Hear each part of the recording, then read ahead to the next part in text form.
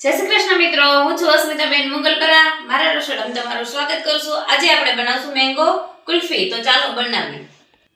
Mango kulfi બનાવવા માટે 2 નંગ કેરી, કાજુ બદામ, ખાંડ, દૂધ, મલાઈ અને આપણે મિલ્ક પાવડર લીધો છે. આવી રીતે આપણે કેરી લીધી છે. એવી રીતે આપણે ચીર કરીને પીસ કરી લેશું.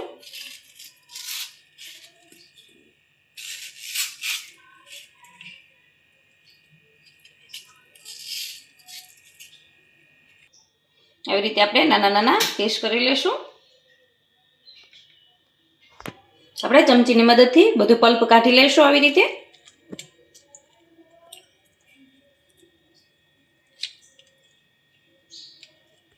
આપણે કેરીના પીસ કરીને તૈયાર કરી લીધું છે.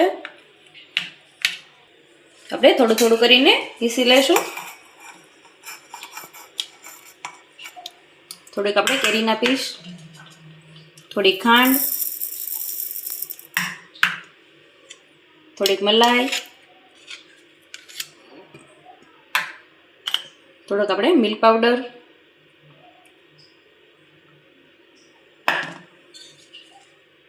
દૂધ, બધું આપણે મિક્સ કરીને પીસી લેશું. આપણે પીસીને તૈયાર કરી લીધું છે. આપણે જોઈ લેશું. જોઈ શકો એકદમ યમી યમી બનીને તૈયાર થઈ ગયું છે. આપણે તપેલીમાં કાઢી લેશું. એકદમ ક્રીમી, એકદમ હોય ક્રીમ જેવું એવું જ લાગે છે. એવી જ રીતે આપણે બધું પીસી લેશું થોડું થોડું કરીને. એવી જ રીતે આપણે બીજું પણ પીસીને તૈયાર કરી લીધું છે.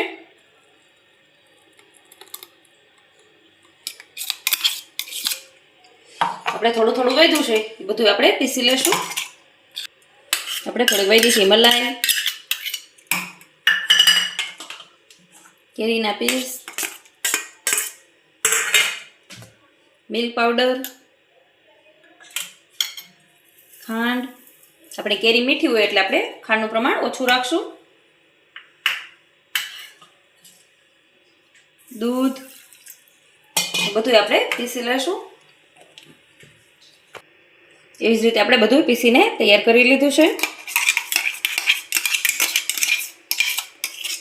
બધું આપણે મિક્સ કરી લેશું આવી રીતે.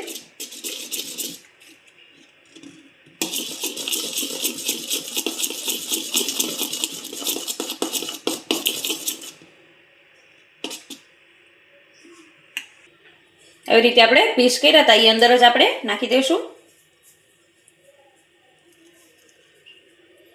જ્યારે આપણે કુલ્ફી ખાવું ત્યારે એનો સ્વાદ જ અલગ આવશે.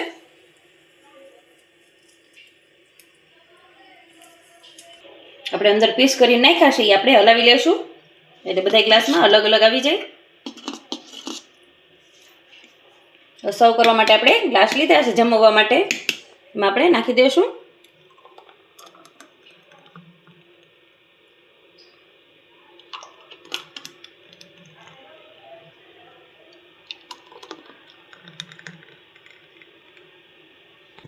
મેં કાચનો કપ પણ લીધો છે, એમાં પણ આપણે નાખી દઈશું થોડું. એમાં પણ આપણે જમાવી લઈશું.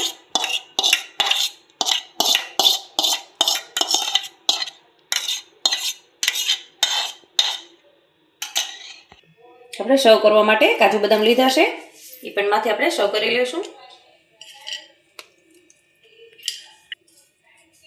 આપણે ફોલ પેપર લીધો છે, આનેથી આવી રીતે પેક કરી દઈશું. એ જ રીતે આપણે ગ્લાસમાં 3 ગ્લાસમાં ફોલ પેપરથી પેક કરી દઈશું.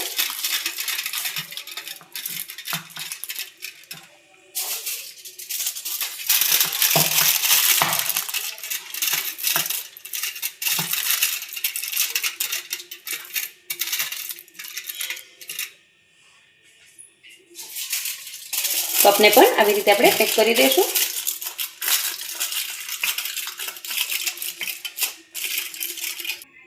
આપણે સળી અંદર નાખવાની છે પણ આગળ આપણે નહીં નાખી, કલાક પછી આપણે અંદર નાખશું એટલે સરસ એકદમ જામી જાય. આપણે 7 થી 8 કલાક માટે આપણે ફ્રીઝરમાં જમાવવા મૂકી દેવું કુલ્ફીને. આપણે 7 થી 8 કલાક માટે મેંગો કુલ્ફી જમાવવા મૂકી દીધી હતી. ચેક કરી લેશું આપણે.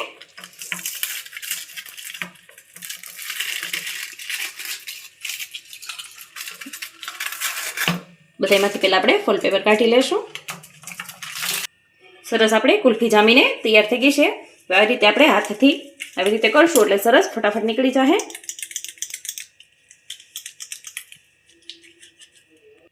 આવી રીતે આપણે આવી રીતે કરશું ઊંધું એટલે ફટાફટ નીકળી જશે. સરસ ફટાફટ નીકળી ગઈ છે આપણી કુલ્ફી. એવી જ રીતે આપણે બીજા ગ્લાસમાંથી પણ કાઢી લેશું. આવી રીતે કરશું એટલે આસાનીથી નીકળી જશે.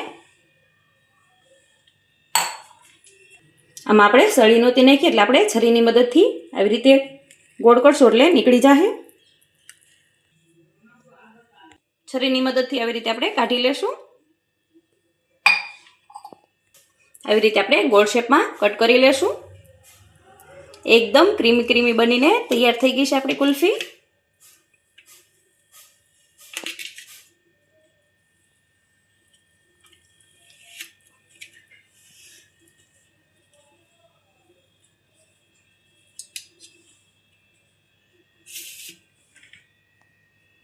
આને આપણે એમનેમ રાખી દેશું.